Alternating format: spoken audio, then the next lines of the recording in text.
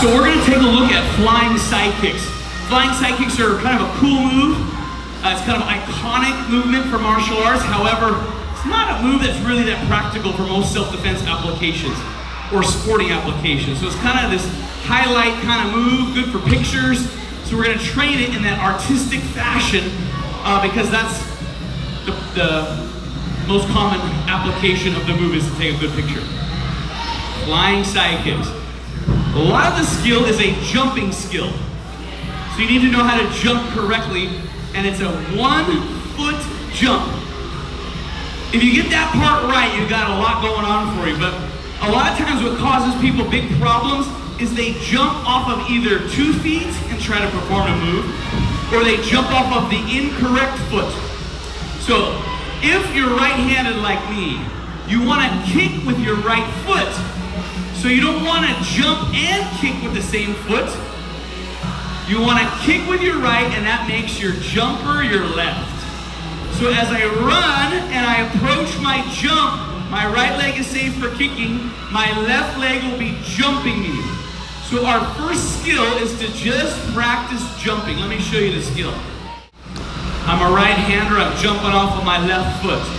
So as I approach, I jump off of my left, fly through the air sideways, land sideways.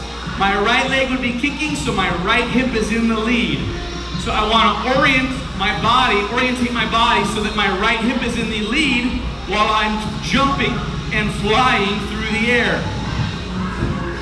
Couple things to point out. My kicking leg rises to help me jump. As I approach and I jump, there's the kicking leg. It goes up. My hands go up. I'm throwing body weight or mass up. That's the direction I want to go. So my hands go up, my kicking knee goes up, and that helps me with my jump to be in the air longer. Landing sideways, that's the first skill. So let's take another look. Now we're going to add the actual kick. If we do a side kick grounded, the kicking leg kicks to my side and I pivot. When I pivot, I rotate my hip over so that when I extend my kicking foot, my heel is higher than my toes. That makes it a good looking side kick.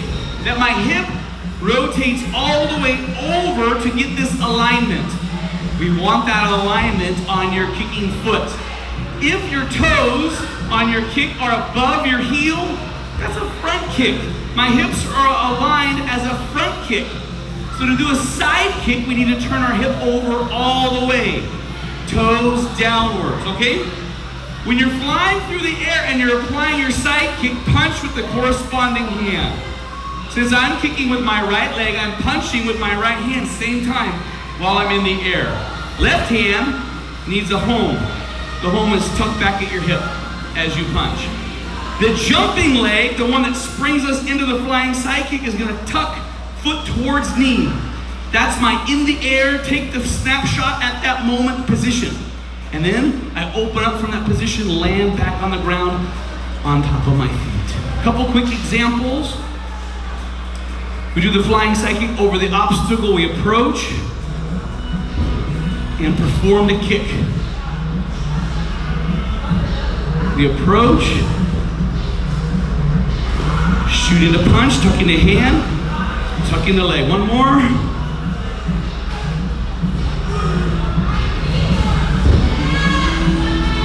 Shooting the flying side kick. So now we're going to progress the skill onto a heavy bag. To do this next movement, we're going to be, in essence, doing the same mechanics, except now we're going to be able to hit a target. So now as you hit the target, the flying side kicks are designed to hit a high target, right? So I want my foot to be fairly high in relationship to the bag. That's kind of my objective. I want to kick the target high and then I want to land on my feet. If I'm doing that, I can work on everything else. I don't necessarily want to do a kick where I fly through the air, do a side kick low, boom, and then I'm like, I really made that thing move. Making the bag swing is not my goal. It can happen, but it's not my goal. If I hit higher on the bag, I'm going to get less bag swing anyway, just based on the relationship of the impact. So now, try to do your flying side kicks nice and high. Hit the pose, do the landing. It should be a little easier to do the movement on a bag. And then do the landing. My toes are beneath my heel, slightly. So I turn my hip over. So I've got that contact, that orientation.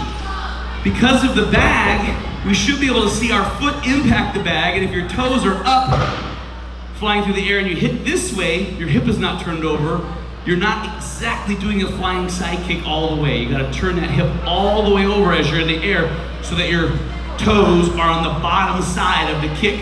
So hopefully hitting the bag will give you a nice visual of the impact angle of your foot. Jump spin back kicks. There's two varieties of jump spin back kicks. There's a defensive version and an offensive version.